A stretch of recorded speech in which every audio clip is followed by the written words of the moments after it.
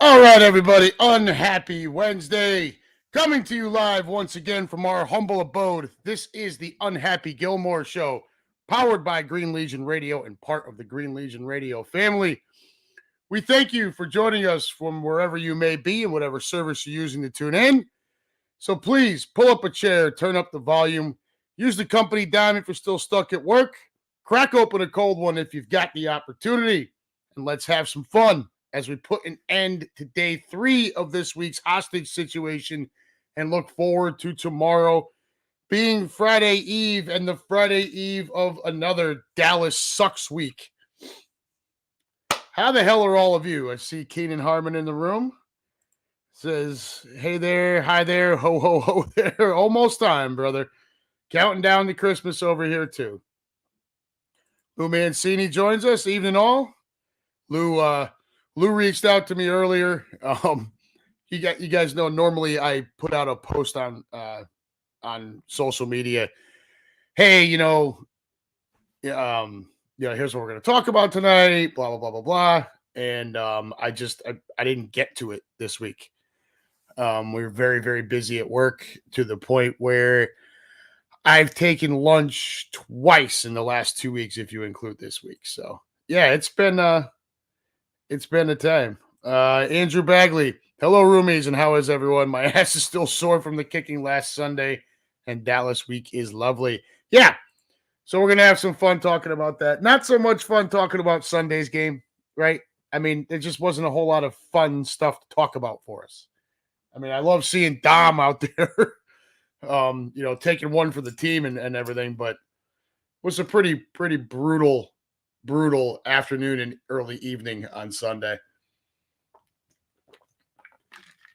I mean, look, you flirt with fire that many times, eventually you're going to get burned, right? You can't, it's just not always going to go your way. I don't agree with this. Sunday was a funeral. No, I think Sunday needs to be treated as a wake-up call by this team. Okay? Look, you will never get me to tell you that there's a good loss in especially in a 17-game season, okay? Every game matters. Every game counts. There's no such thing as a good loss. But there are such things as wake-up calls. And if getting blown out 42-19 in your own house isn't a wake-up call, then I don't know where you're going to look for a wake-up call. Because that was about as brutal of a game as you could possibly play. As fans, I don't remember the last time we were that terrible. Now, against the Jets, our offense was terrible, but our defense was good. This game against Frisco, we got absolutely smushed in every facet of the game. Right? We're going to talk about it here in a little bit. I'm not going to throw a whole bunch of stats at you. It's not worth it. It makes me sick to my stomach. We don't want to do that, right? It was just, I don't know what else to say. It was absolutely it was horrifying to watch that game, especially with the way it started. But we'll get to that in a few minutes. Who else do we got in the room? Demary Purnell, thank you for dropping in. Wasn't saying I totally disagree with you. I mean, maybe it felt like a funeral. But I wouldn't treat it as a funeral for the team. Okay, I think we're a little better than that. Eagles fan 34, we got cooked, no doubt about it, brother. Absolutely cooked, and thank you for dropping in. Keenan Harmon, Sunday proved we can beat anybody but a healthy Niners team right now. Fair enough. Nothing to disagree with there. Okay. This guy. Every week I go to do the show. Every week he calls me while I'm on. Brian Walden, what's up, my friend? Great to see you in here. He says we got spanked. I mean, there's really no other way to look at it. Andrew Bagley, I refuse to let that little punk Brock Purdy be a top 5 quarterback. And I think that's worth talking about here for just a minute before we get into the business end of things. Look, at the start of the season, I think the odds, I think it was like plus 3,000 or something outrageous for Brock Purdy to win the MVP of the league. This week, the new numbers came out after the blowout win over us, and that's now plus 300. I think that's the number now. So he is creeping ever closer. Right now, his numbers would dictate that he is a top 5 quarterback. Can't come into Philadelphia and put up the stat line that he did and not be treated like a top 5 quarterback. Okay. It just is what it is. Do I think he's all that great? I don't. I think he's very much a product of the system and those fantastic skill position players around him. Talked about it when Fito, and I see he joined in. He's in the room now. So good luck with him. He's going to be full of himself. And I talked about this last week, if you remember. My concern going into the game was that San Francisco's offense is predicated on creating space, particularly in the middle of the field, for Brock Purdy to throw the ball into. He's got huge windows because of the offensive scheme. If you watch some of these catches off of some of these throws, they are a little behind. They are low. They are high. They are out in front. He is not the most accurate quarterback. What he has is a great offensive mind as a head coach and a absolute plethora of weapons to throw the ball to. I mean, look, I will sit here and tell you that the best pure wide receiver on that team is Brandon Ayuk. Now, George Kittle is a freak of a tight end. Okay. Just another huge country-fed white dude out of Iowa. You know, it's like tight end university out there. And that's taking nothing away from Deebo Samuel. But what Deebo and McCaffrey are, they're more like Swiss Army knives, right? And they have the luxury of having 2 of them. You know, Ayuk, as far as just a wide receiver, right? He's not a running back. He's not this. He's not that. Just as a wide receiver, Brandon Ayuk is the best wide receiver on that roster. The best skill position player is Christian McCaffrey. And that was on full display on Sunday as our defense got more and more gassed. The better he looked. And they just kept running it off tackle right over Trent Williams. And there was absolutely nothing we could do about it at that point. So, Fito, what's up, my friend? Look, is he a punk? No, I don't think Brock Purdy's a punk. I don't blame Andrew Bagley. Andrew's thought process is not wrong. Okay. Purdy, if he had to carry a team, is not that guy. We saw that when Deebo was out and Trent Williams was out. Purdy was just not capable of doing it. He needs to have all of those things in place in order to succeed, right? He's not a Jalen Hurts that can overcome some stuff. He's certainly not a Patrick Mahomes that can overcome a whole lot of stuff. He's not that guy. He's a system guy, and that's okay. As long as your skill position guys stay healthy, your offensive line stays healthy, and you have the best play caller in the league. I can tell you, we certainly don't have the best play caller in the league. Got a feeling you guys might get a bit of a rant tonight. I am a little bit unprepared, based on the busy season at work and everything. Was a little bit rushed today. But without further ado, let's get into the business end of stuff, and then we'll get into having some more fun here. Anyways, that's the thought on Brock Purdy, right? I don't think he sucks. I've kind of gotten past that. But I do very much feel like he is way more a product of that system and the skill position players. I feel like he is way more a product of that than it is of him. Okay. And I guess that's where I would put it. Anyways, folks, if you're tuning in on Facebook or Twitter, please do not forget to like, follow, share, and subscribe to the Green Legion. If those services are where you're more comfortable, we totally get it. But as anybody in the room will tell you, understand that the best way to interact with us when we are streaming through our StreamYard account is through the YouTube channel. So please do us a favor. Even if you're more comfortable on Facebook or Twitter, and I want you to be as comfortable as you can, just do us a solid. Head on over to YouTube, search the Green Legion, subscribe, click the little bell for notifications, and share that everywhere. Also, share our Facebook, share our Twitter, share our Instagram, share everything. We want to flood the interwebs with the Green Legion and Green Legion Radio. If you cannot catch our shows live, you can also listen, watch or listen later on any of the services previously mentioned, but also on Spotify, Apple, or wherever you get your podcasts. Don't forget, Monday night, airing live on 102.5 Fox Sports The Gambler in South Jersey, Philadelphia area. Also on iHeartRadio, Fox Sports The Gambler, and on the Fox Sports The Gambler webpage. Sorry, boy, I'm having trouble tonight. The Green Legion All-Pro Players show on Monday nights from 7 to 9 p.m. Sometimes that's to shift to Tuesday or another night during the week based on scheduling, based on the station's availability. But generally speaking, we're looking at Monday night. This is the Green Legion Radio crew. This is soon-to-be Hall of Fame wide receiver Dr. Reverend Irving Fryer. This is Eagles insider Dave Spadaro. This is a player agent and a current player on the Eagles roster. So, and that's a 2-hour show. You do not want to miss it. It's 2 hours of great radio. Okay.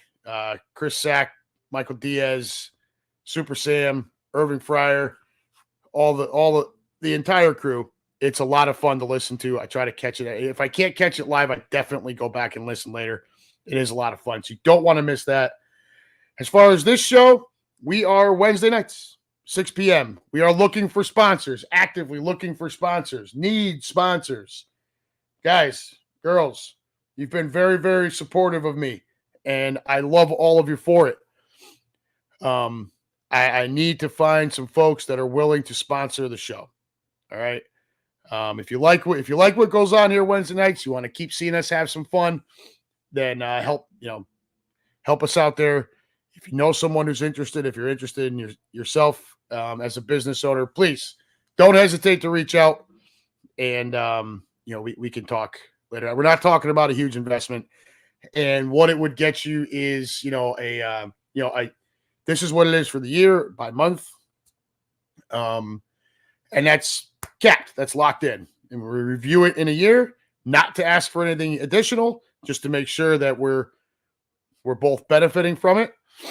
That would get you advertisement across all of the Green Legion social media channels, as well as live reads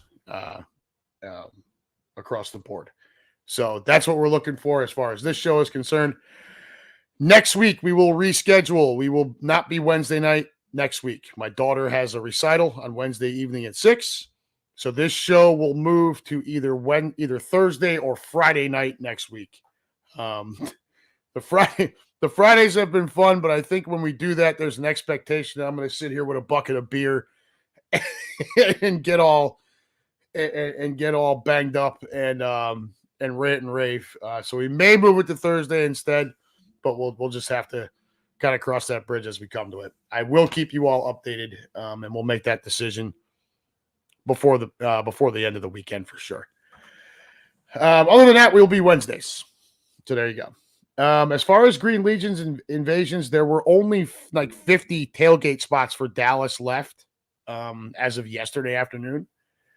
Same thing for Seattle. So you are running out of time. If you're going to be in either of those cities and you want to jump on board, get on it. If you're going to be in Philadelphia going to a game and you're looking for the best place to tailgate, trips.greenlegion.com. Grab a home tailgate spot. And as I say every week, he who hesitates, we all know the saying, right? Don't hesitate. If there's something you see, something you want, something you'd like to do, make sure you jump on it right away, or you are going to miss out. These things will sell out. They'll sell out well in advance of the actual date of the event. Do not think you're going to wake up Sunday morning, oh, I'd like to go to the Green Legion tailgate at Xfinity. More than likely not going to happen, folks. It's the hottest ticket in town, so get on board. As far as our Midwest Eagles nest here in Cincinnati, everybody knows about the drink specials. We've also now got cheesesteaks. That's right. On the Amoroso roll, there are 45 of them available every week. Once we're sold out, we're sold out. That's it. That is, I think it's the 8-ounce roll, 8-inch roll or whatever. 8 ounces of steak, 3 ounces of cheese, with or without, however you want it. Bag of chips on the side, and I think it's like $16 or $17, something like that. Not bad. So if you're out here with us, get on board, come smash some food, enjoy the game, and that is that. All right, that's the business end. Where are you guys at over here? Fito still going over here. Thanks, Ray. All due respect to the Eagles, but it wasn't a rematch for the Niners. It was redemption.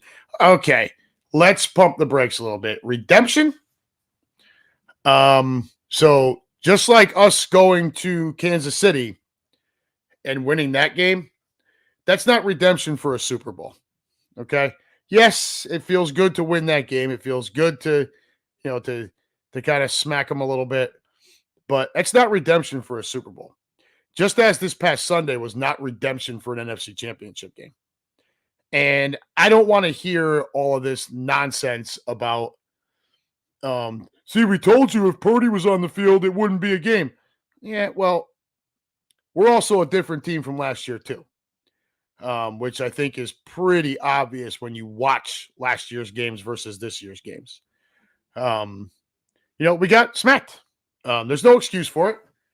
I'm not going to sit here and tell you that, this or that the only thing I think could have made things different is if we scored touchdowns on those first two possessions rather than kicking field goals. And we'll get into that in a few minutes. But as far as this redemption thing, a regular season win doesn't give you redemption for an NFC Championship game loss. I'm sure it feels great, and you should feel great. And I told Fito and I told Dave Connett I tipped my cap to both of them, told them it was a proper Rodgering, and they should feel great about it. It's not redemption for an NFC Championship game, though. So let's pump the brakes just a little bit there. All right. What else do we got here? Brian Walden says, chillin', go for your CDL permit next week. Good luck. Good luck, my friend. Hope that works out for you. Keep us posted. Keenan Harmon, Minshew would be successful with the current Niners roster. Gilmore kids may speak. Dude, it's the truth. They are loaded. All right. Now they've got a window where they're not paying a quarterback, right? They're paying Bosa. They're paying Hargrave. They're paying Debo. They're paying Christian McCaffrey. If they don't get that Super Bowl soon, you're going to end up having to pay a quarterback, and then you're not going to be able to afford to keep all these pieces. It's the way the league goes, right? That's the idea. That's the design. You want to get the young quarterback that you feel is the guy, right? Or you have a system or you buck that trend like the Niners do, where they just collect a whole bunch of weapons and with Shanahan's offensive mind say, I can plug a quarterback in there. Look, the fact that we knocked out your quarterback in the NFC Championship game, is all the proof you need. Eventually, you have to pay a quarterback. All right? Otherwise, you're going to keep going to the playoffs and keep ending up with hollow appearances. Russ Taylor, I'm glad we got our asses whooped at home, served as a wake-up call, showing how important Dallas Goedert is and the middle linebacker position is to us. I agree with you. The middle of the defense is a problem. Dallas Goedert is obviously incredibly important to us. And we're going to see him back on Sunday against Dallas against the girls. Now, there were rumors that he could have played against San Francisco and they held him out another week. If that's the case, I 100% agree with it and I'm on board with it. Not that the game against Frisco wasn't important, but in the grand scheme of things, I need Dallas Goedert for the long haul, not just one game against San Francisco. And given the way the season's gone, if I had to have him for one or the other, I want him against Dallas, against the Cowboys, not against the 49ers, right? If it came down to that, well, you can have him for either one of these games. I want him active against the Cowboys. Because honestly, the road to that one seed starts with winning your division, okay? And then you can look at other crap. Right now, it's about we have to take care of this weekend. You take care of this weekend, and the division is all but wrapped up. That's just it's that simple. Claude Kirshner, how you doing? Sunday was a reality check. Getting murdered by the Dallas Cowboys would be a funeral. Well, it would be a funeral for the one seed. I would tell you that. If we go down to Dallas and get smacked around, or even just lose that game, it puts us into a tie with Dallas for the division. It puts Frisco in the number one seed if they were to win this coming week, because we'd have the same record, and of course they have the head-to-head victory now. So, as much as it makes guys like Fito sick to have to root for Dallas, he's going to have to root for Dallas this weekend. We'll get to that game here in just a few minutes. I want to get through the room here. Wait till the last minute. Rock and Raj, the Philly cheesesteak at the Nest is as authentic as there is in the area. 100%, brother. We got a good dude in the kitchen cooking them. They are on Amoroso rolls. You guys all know you can get the meat and cheese anywhere. It's about that bread. If you don't have the right bread, your sandwich sucks. So if you're in the area, come on out to the back porch. We'll be up there probably about 7-ish this coming Sunday, getting ready for Sunday Night Football at Dallas. And that is a Sunday special. It's not just an Eagles game day special. The cheesesteak is a Sunday special up there.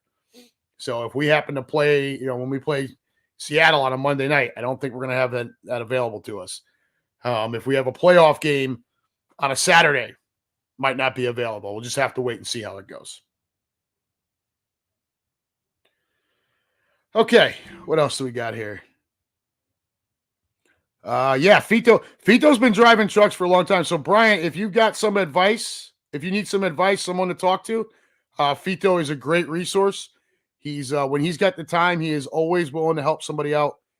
He's one of the greatest people, one of the greatest dudes I know, despite the fact that he's a Niners fan.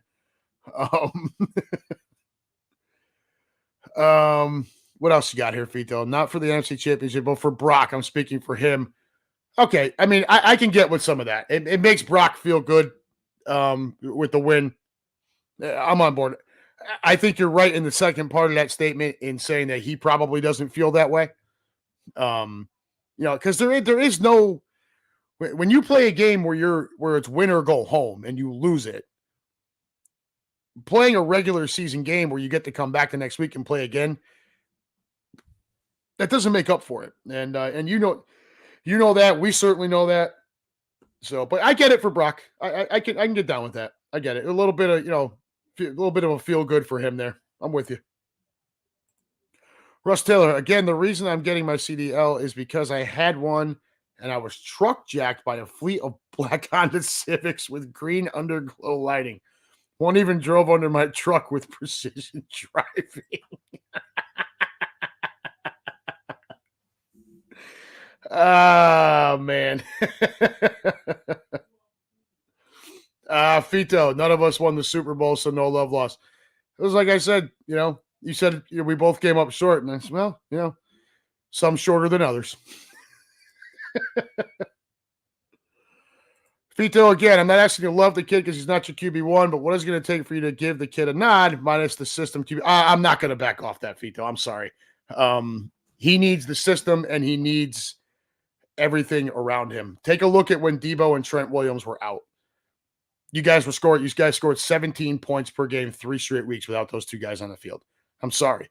Brock Purdy is every bit a system quarterback, and he needs those. You know who else is a lot like that is I think Baker Mayfield needs to have a whole lot of that support around him in order to succeed. You know, I think Brock Purdy's a nice kid. You know, I think he does his job well. He operates incredibly well in the system that's put in place for him. So there's no, it's, you know, you can look at it as knocking him. It's really not. He's doing what he's asked to do. It's just, we already had a 3-game sample size this year where he was terrible without all of the pieces in place. So no, I'm sorry. I will not back off that. I'm not trying to say the kid's a piece of garbage. He's obviously not. And I understand where people, you know, they like them coming out of Iowa State, but when you just watch and you took a look at those three games, if he doesn't have all of his pieces in place, he struggles very, very much. So, okay. Lou Mancini, are they using Cooper Sharp? No, we're using Prove. We're using Prove.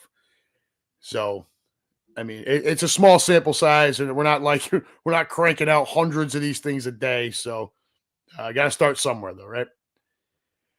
All right, let's get on to the boner of the week here. So, Fito, you're going to want to stick around for this. You know, like any week, there's always a lot to choose from, right? We could look at Fito's jackass linebacker. That would be a fair one. But there's always places you can go. But we've got a no Lou Mancini, and I'm going to close the show with answering your NCAA selection committee stuff. So save that for just a few more minutes. We've got a consistent theme this week, right? And we're not going to break away from it. No, Fito, it's not Big Dom. Big Dom is there to protect the coach. You can't take a swing at a guy on the sideline and expect to blame the guy you took a swing at. But we pride ourselves on being honest fans. And in order to do so, you can't be homers, right? You have to call it as we see it without the blinders on, right? You can't just go, oh, no, everyone else sucks but us. Doesn't work that way. You want to have credibility? You have to call out your own, including yourself at times. And this week is a prime example. That game Sunday was an epic failure across the board. And don't be surprised if this turns into a rant. I can kind of feel it coming already. Epic failure across the board. And while I agree that, you know, with a lot of people, oh, Fito, knock it off. If you can't see the fault in your linebacker, then you're the blind one here, bud.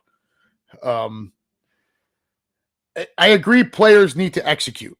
Okay, they do. But it's the responsibility of the coaching staff to put the players in a position to succeed. It would be easy for me to sit here and say Jalen held the ball too long and did it far too often. It would be easy for me to sit here and say DeAndre Swift didn't run the ball well enough. It would be easy for me to sit here and say that the wide receivers didn't get open or that the pass defense was terrible. And while all of those things are true, again, it starts with coaching. It starts with scheme, game plan, play calling, and making the proper adjustments when and where they're necessary. This past Sunday, at home, against the San Francisco 49ers, this coaching staff absolutely did not do its job at all. Again, I get it. Players have to execute as well. But don't anyone sit here and try to tell me that any coach, and we'll look at it as a three-headed monster, Nick, Johnson, and Desai, Don't try to tell me any of them did their job this past Sunday. You can't get whooped, and I mean absolutely taken to the woodshed whooped, 42-19 in your own house against a team. Don't tell me that game wasn't circled on the calendar. All right? With all the crap talking coming from Debo and wherever else. I don't want to hear it. You got smoked in a game in your house against a team that was telling you they were going to come in and do it. So don't tell me there was no excuse to not be prepared. No excuse at all. Even the first two drives where we looked great going down the field, what happened? We had to settle for field goals. Why? Can't get the ball in the end zone. Again, do players need to execute? Yes. Was the play calling good? No, it wasn't. And it gets vanilla way too often. Same goes for the defense. Frisco's first two possessions. They can't do a damn thing. We are all over Brock Purdy. His throws are erratic all over the place, which is what happens to a guy when he is an average quarterback playing in a great system. You get in his face, he gets rattled, and he's overthrowing, underthrowing. He was a mess. We had McCaffrey bottled up. They were 3 and out. What happens? I mean, nobody expected us to shut them out. But, I mean, after those first two possessions, what does Frisco do? 6 straight touchdowns to close the game. Again, nobody expected a shutout. But that's ridiculous. 6 straight? You can't stand up a time or two? So then I saw a quote, and we'll go back to the offense for a minute here.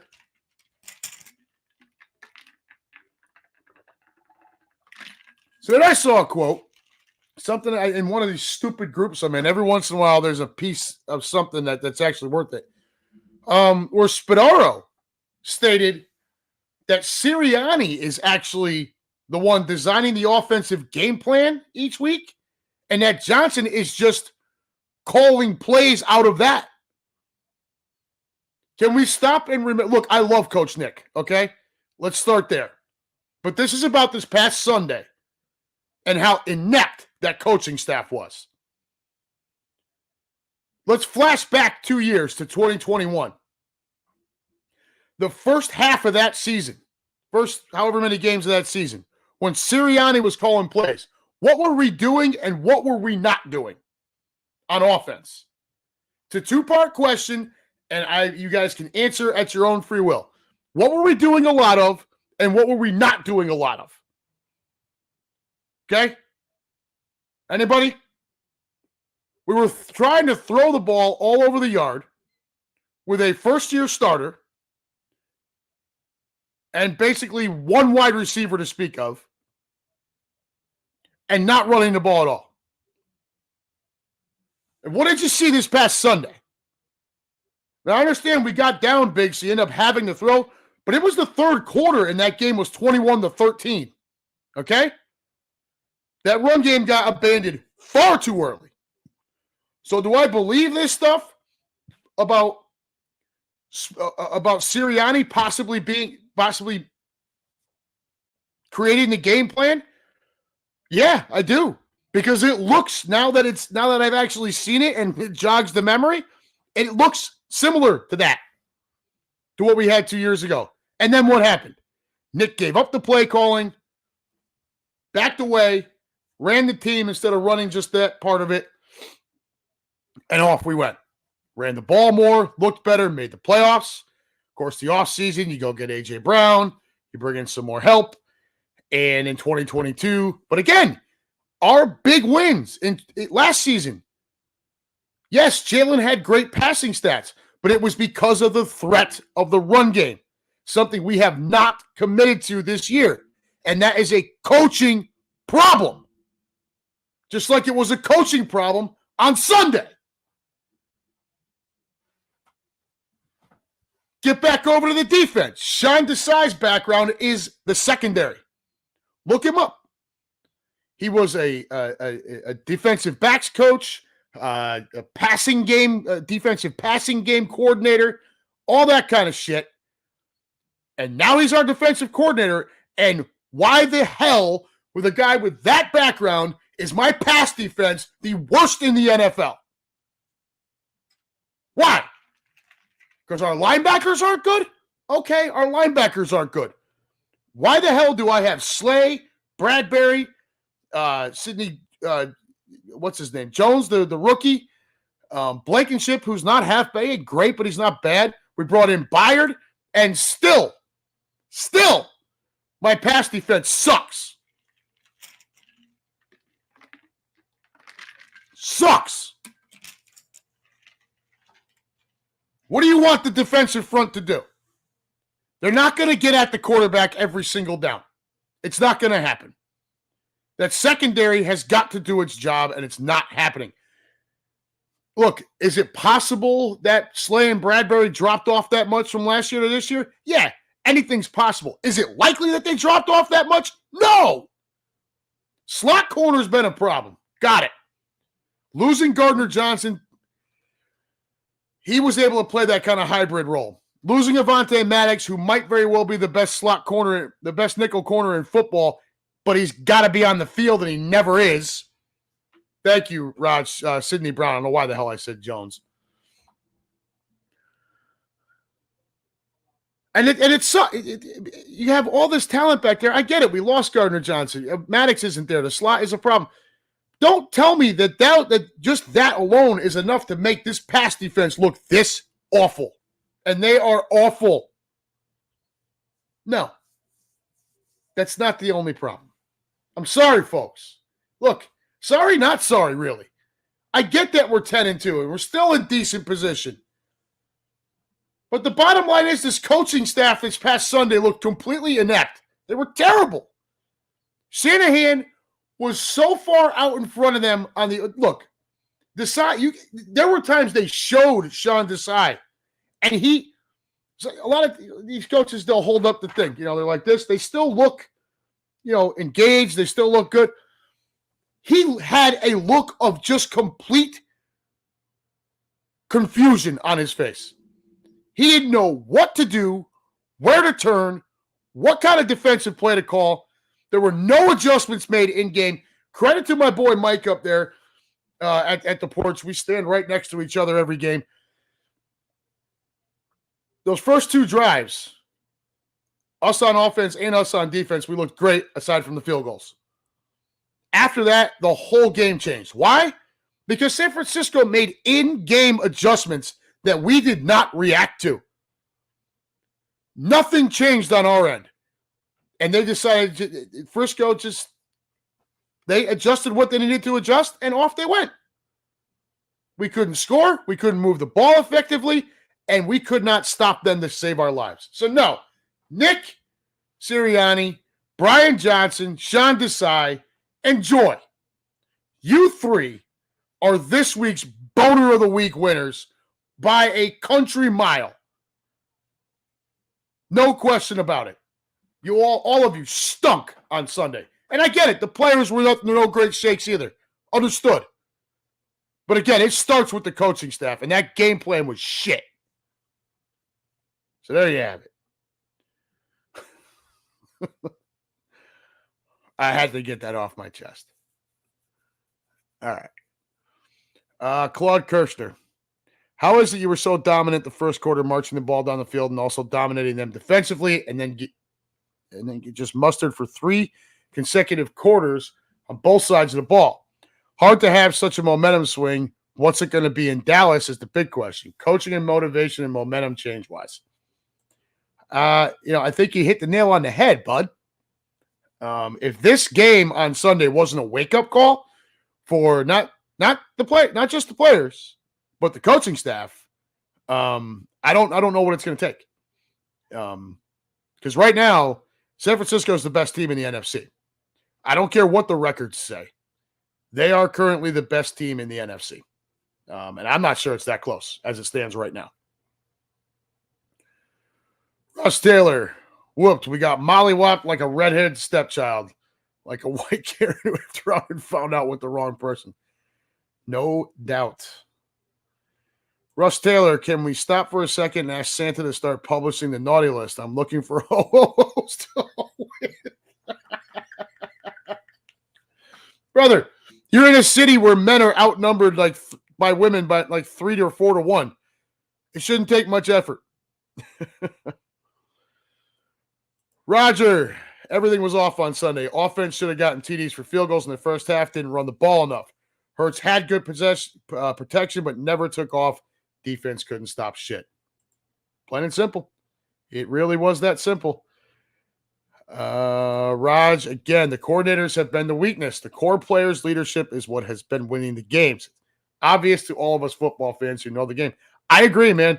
I think you and I talk about that on a regular basis, unfortunately. They're going to have to, things have to change this week. Dave Califoot in the room. Again, a brand new father one more time. Little Elliot Jake Califoot. Congratulations. Let's all give Dave, if you haven't already, a big Green Legion congratulations to Dave on the birth of his baby boy. If you haven't seen already, head on over to his Facebook page. He's got pictures up there. And I love the name, Elliot Jake. Good stuff, man. Roger, again, we just read that one. And Keenan Harmon, bend don't break is broken. They couldn't stop a nosebleed. Facts, big facts. All right. And without further ado, let's dive into a little bit of that game, huh? What do you say? Well, guys, girls, we finally got burned. I believe I said it. Raj, I know you're watching. I believe I said it to you and a few others after the Buffalo game. If you thought we were going to be down by double digits to the Niners and be able to come back and win like we did everyone else, that was going to be a game we were going to screw around and find out, because the Niners are just built different. And you're not going to come back on them like they're Buffalo or Kansas City or something like that. Frisco's built a little different than that. And lo and behold, there it was. We got thumped on both sides of the ball like we've been talking about for the entire show so far. And then to add insult to injury, let's all not – getting blown out sucks, okay? It definitely sucks. But when you get whooped like that, it really should have been a game where we didn't have any of the little mini heart attacks that we've had every week. But no, in true Philadelphia Eagles fashion, we still had to have the mini heart attack, right? When Jalen Hurts went to the locker room to get checked for a concussion. I mean, the whole season hung in the balance right there. Thankfully, he's okay. Not that it made a lick of difference. I don't think I would have brought him back on the field, but whatever. What do I know? I will tell you, the only thing that I think could have changed that game on Sunday, obviously there's always a bunch of reasons for losing a game, but I think something that could have changed that game and changed it quickly was the first two possessions that we had on offense and on defense. So we come right out, we lose the toss, they defer, we take the ball straight down the field, and we kick a field goal. Okay, first blood, get it. When it's 0-0, you want to crack that scoreboard, get the 3 points, great. Would have preferred the touchdown. Then we kick off to them, and they're 3 and out. They can't muster up a damn thing against us, right? Ball back, again, right down the field, and again, we settle for a field goal. Now it's 6-0. Pretty much the end of the first quarter, and we've basically dominated the statistics, except we haven't dominated the scoreboard. So what does that do for a team like San Francisco? Well, it allows them to continue to relax. It allows them to not panic. It allows them to stay with their game plan, right? Albeit with the adjustments and tweaks that we just talked about. Obviously they saw something we were doing defensively that they weren't ready for, but their backup plan was, obviously executed perfectly.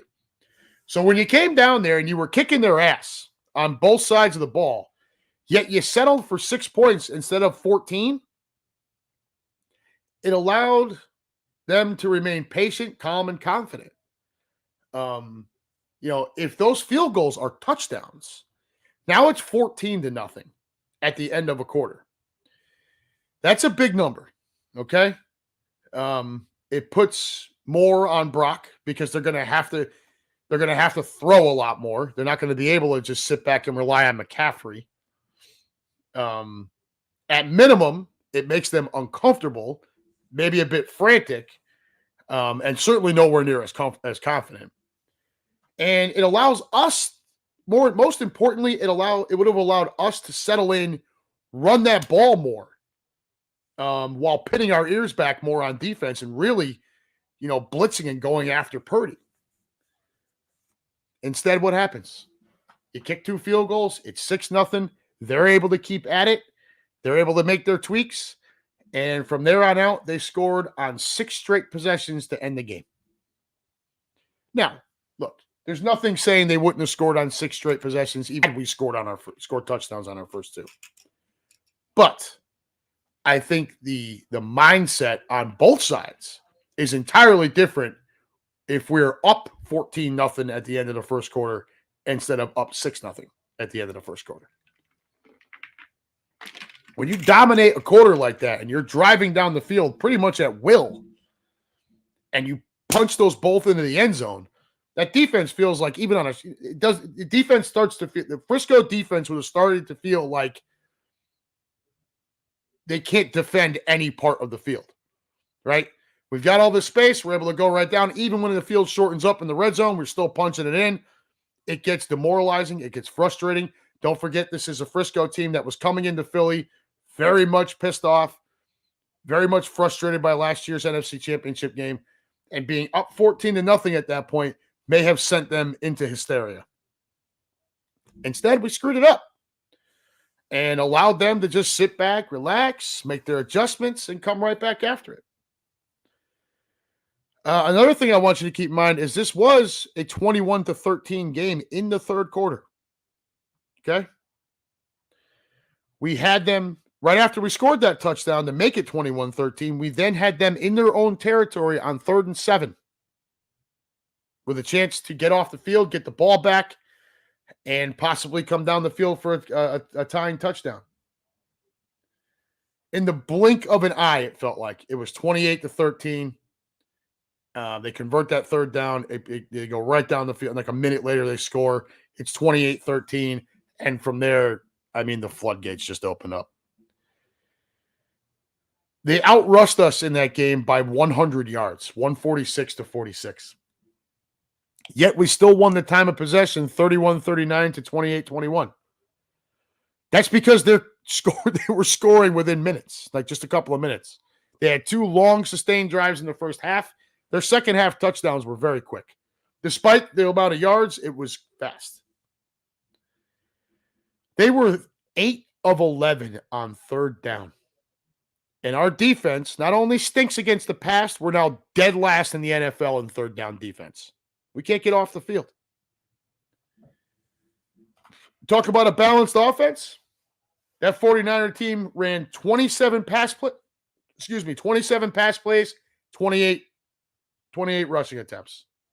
Us, we had 18 rushing attempts and 48 pass plays. Yuck. There were no turnovers in the game. Both teams fumbled once, didn't lose it. Look, and Fito, if you're still out there, like I told you, folks, we just plain old got our asses kicked. Okay? Up and down the field in all facets of the game. There's no other way to look at it. All right? You don't get to go talk smack to a Niners fan. Okay? They came into Philly and they kicked our ass. Now, if you want me to believe that they'd be able to do that again in Philadelphia, no, I'm not subscribing to that. But make no mistake about it, if we're fortunate enough to be in the NFC Championship game again, and that game happens to be in San Francisco, sorry guys, I don't see a path to the Super Bowl for us that goes through San Francisco. I just don't. I think we have to have home field advantage at this point after what I saw on Sunday. One more tidbit to keep in mind coming out of that game. So, Detroit gets a little shit on, though they are having a good year. It's mostly because their defense stinks. But the way most people view the NFC and have viewed the NFC since coming, they looked at Detroit as kind of more of that fourth team, taking another step, but not quite to the level of the other three. They looked at the NFC as a three-headed monster, right? Philly, San Francisco, and Dallas. All right. San Francisco has now played us and Dallas. They have won those games by a combined score of 84-29. There is no argument to be had right now about who the best team in the NFC is. The only argument to be had right now is possibly who the best team in the NFL is. And you're going to see those two teams lock horns on Christmas Day when San Francisco is at home to face Baltimore. Okay. As I see it right now, those are the two best teams in football. All right. It pains me to say that, but it is what it is. If the road to the Super Bowl in the NFC has to go through San Francisco,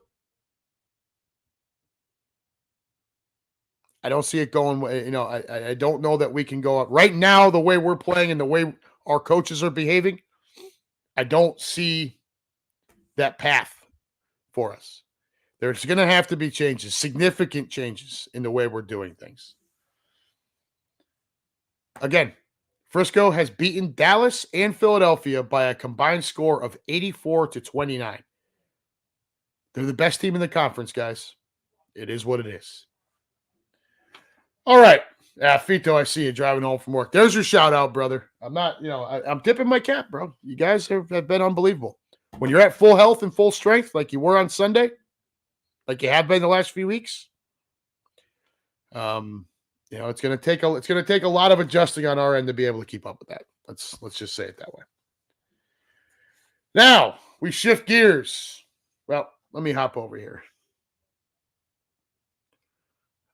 Russ Taylor, I'm not looking for crusty hose. I'm looking for Brazilian. Is that it? No, it's not politically correct, which is why I'm not reading it out loud, man. Good Lord. Russ Taylor, you said First Blood. Rambo First Blood is technically a Christmas movie. It takes place over the holidays. I get it, Russ, but I think that one is a bit of a stretch. Now, there's no question about Die Hard, right? And for those of you that don't know, Die Hard is being re-released in theaters this weekend. I've already got my tickets for Saturday night. I'm going. Can't wait. It's just not the Christmas. It's just not Christmas until Gruber gets dropped off the top of Nakatomi, dude. It's just not. Sorry, not sorry. Patrick Parker, a sweep of Dallas would help our cause. Oh, look, and we're gonna talk that right now. So, Fito Mata, I appreciate that, brother. All love and respect to you and the Eagles. Respect to you too, man. That was a hell of a victory on Sunday. Definitely well earned. Outcoached in every facet. All right, let's get to this Dallas game here because I want to wrap this up soon. So we're now 10-2, and we move on to play at Dallas. We've already beaten them once this year, so a victory this week would basically wrap up the division. We'd be up, Be up 2 games by record, 3 games really, because they can't end a tie with us due to the head-to-head. And, with 4 games to play, 3 of those 4 for us are Giants, Cardinals, Giants. If we beat Dallas this weekend, the division's pretty much a wrap. But let's take a little look at it. You should know the girls are 6-0 at home this year. Okay? Yeah, they're a great home team. They always have been. They play extraordinarily well when they are a heavy home favorite. you should know that they have averaged scoring 41 points per game in those 6 home games, and they've only given up 15.8. Their opponents, okay, get it. Jets, Pats, Rams, Giants, Commodes, and Sea Chickens. At Seattle, I'm not putting in the same group with those other 5. Those other 5 stink. Okay, they stink. But they're still averaging victory by 4 scores. So while they've played bad teams, they're doing what they're supposed to do to those bad teams, which is blow them out. That's not something that we've been doing, right? Something we did last year. It's not something we're doing this year.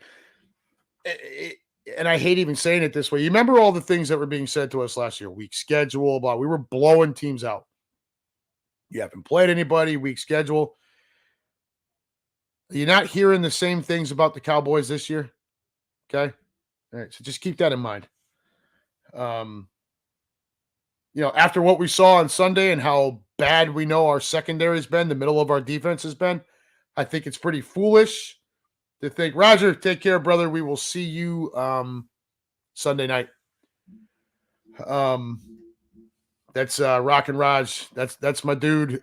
He's part of our crew here in Cincy. Great addition to our Midwest Eagles nest. I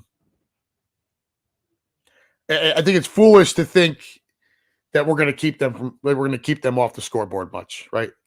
Now, I would hope that we would be, grabbing some face masks, getting in people's face. Coaches doing some own soul searching this week and trying to devise a much better approach. But the bottom line is you're not going to keep Dallas off the board. So we're going to have to, we may have to win a shootout. And that's where Johnson and Sirianni are going to have to figure it out. In our 6 road games, we've gone 5-1, right? So we've been good on the road. However, we're averaging 24.3 points per game while giving up 18.8. So our defense has been stellar on the road. Offense has basically done enough to get the victory. Obviously, Dallas is lethal at home with the 41 points per game in their home games. So what's the best thing we can do to combat that? Oh, that's right. We could run the ball. Run the ball. Establish the run game. How hard would that be? Leonard is a nice addition, okay? And it's certainly great that we got him. He doesn't go to Dallas, right? So that's a plus. And it's an area of need, obviously. Don't expect him to be out there every snap, though.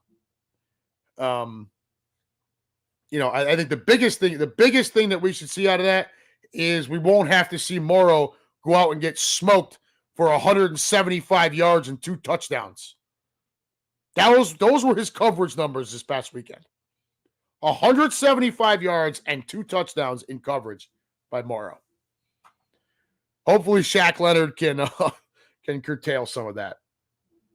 The other thing I would tell you is, for God's sake, get consistent pressure on Dak Prescott. We all know how he loves to make mistakes when there's pressure on him.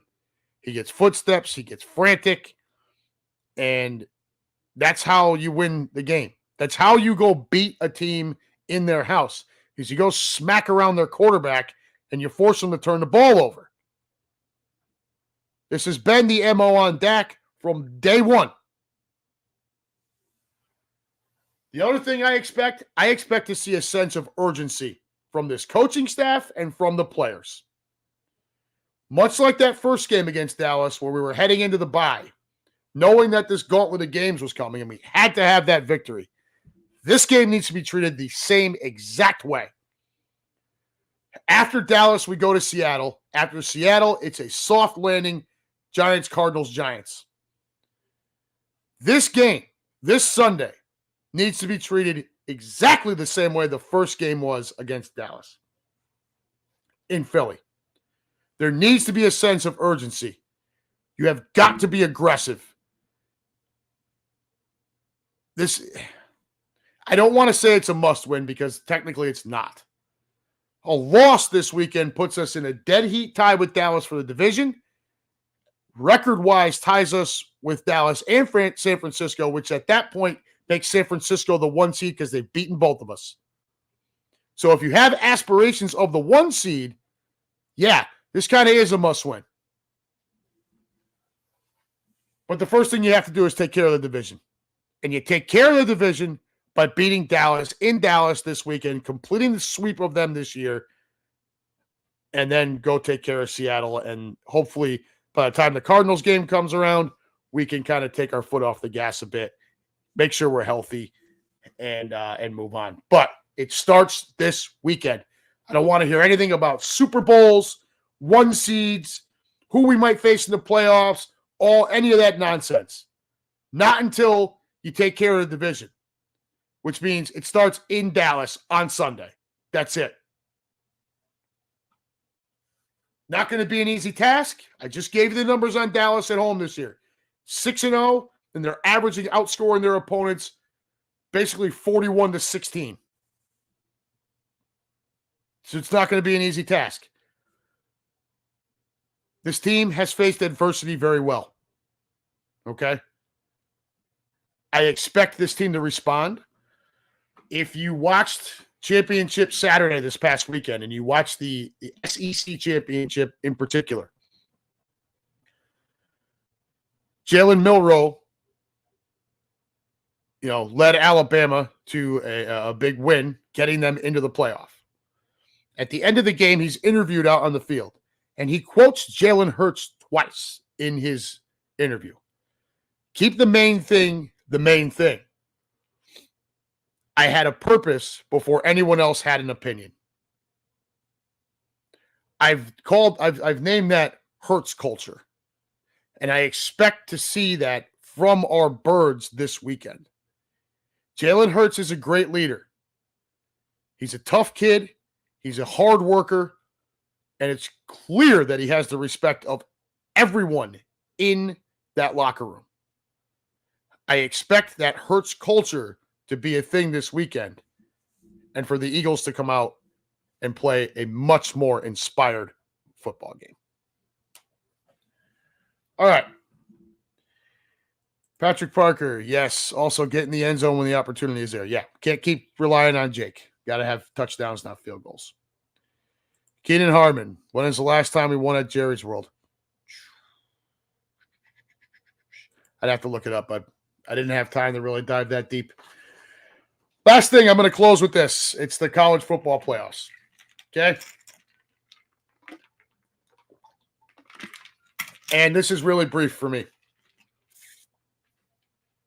I understand where everyone's coming from. Florida State, everyone feels like Florida State got screwed.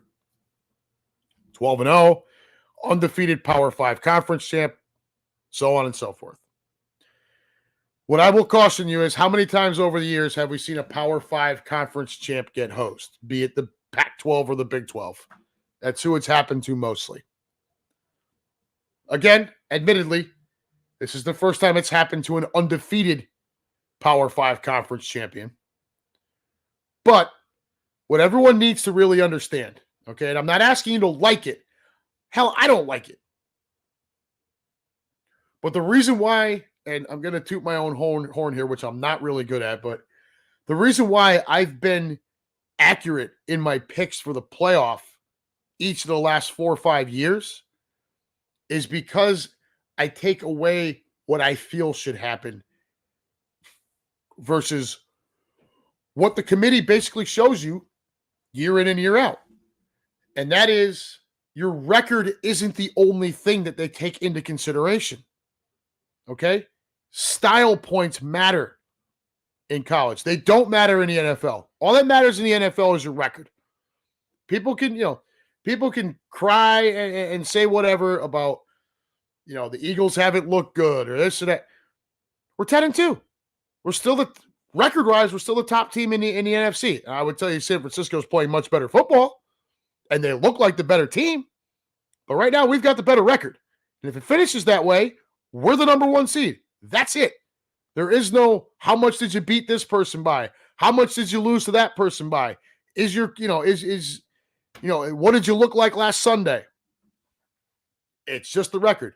It doesn't work that way in college, guys and girls. Style points matter. Your strength of schedule matters a lot. Your best wins and losses matter.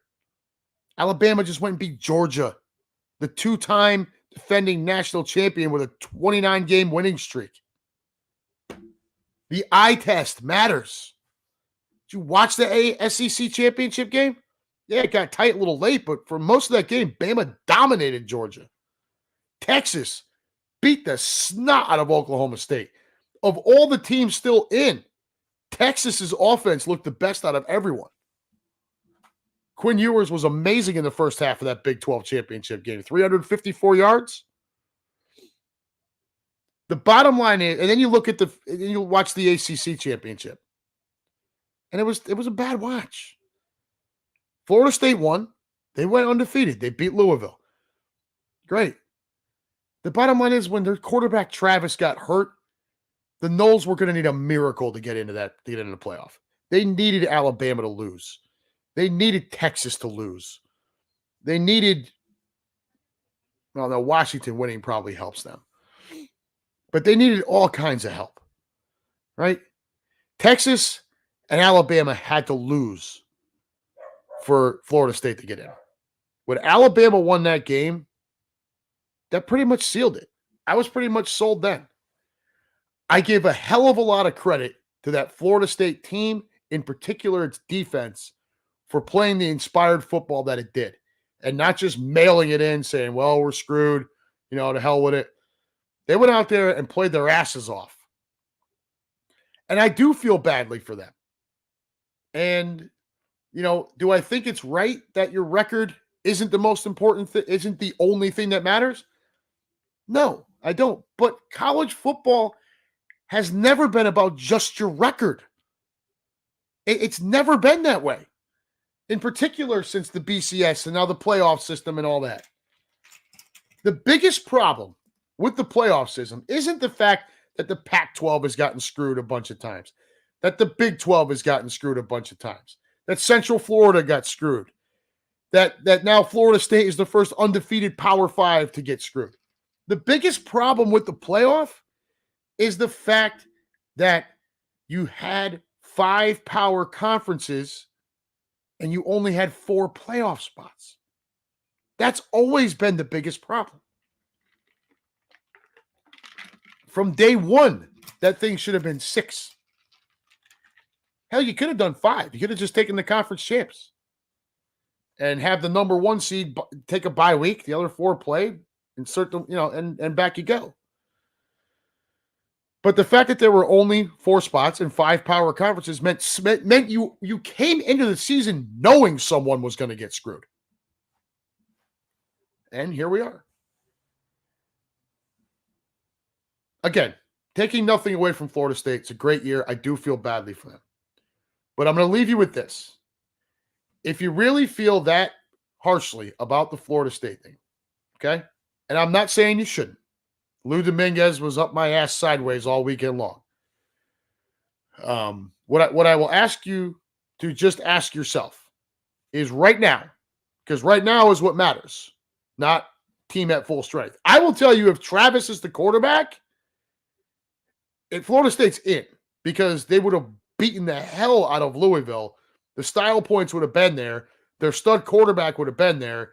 It's a draw on TV. Don't think that doesn't matter. And they likely would have been in. You could have gone Texas and Florida State. But that's not what happened. Travis was hurt. They had their 3rd string in. Now their 2nd stringer would have been ready by the time the playoff come around, but still not Travis. So let's just take that team as it is right now. Would be their 2nd string quarterback. And put him on the field versus Alabama, Texas, Washington, or Michigan. Really, forget Washington and Michigan, because that's not who your argument's with. Your argument is with Texas and Alabama, in particular, Alabama. Let's put that Florida State team as it stands right now on the field with either of those 2 teams. And you tell me what you think the outcome is going to be. You tell me if you think Florida State right now with their backup quarterback could beat either one of those teams or even look competitive in either one of those. The answer is no. Okay. Unfortunately, the answer is just no. And that's the biggest reason why they are not in the playoff. All of the strength of schedule, best wins, best losses, style, all that stuff. It's added information to help the committee justify the decision. But the bottom line is when Travis went down, so did Florida State's chances at the playoff. Never more evident than the rankings coming out right after Travis got hurt. They took Florida State out of the top 4. And it took Ohio State losing to Michigan to get them back in.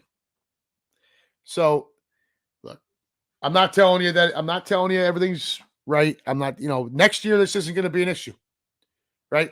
You have 12 teams in the playoff. So if you can't make the top 12, I don't want to hear you. Nobody's getting screwed at number 13. Tough shit, right? All those arguments and all those conversations get put to bed, right?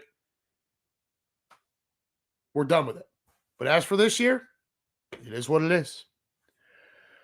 All right, guys, that's going to wrap it up for me. I've been at it here for an hour and 10 minutes. Boy, I tell you what, you guys, even when I come into these weeks, sometimes a bit unprepared, the questions I get from y'all and, some of the funny stuff you drop helps me get through.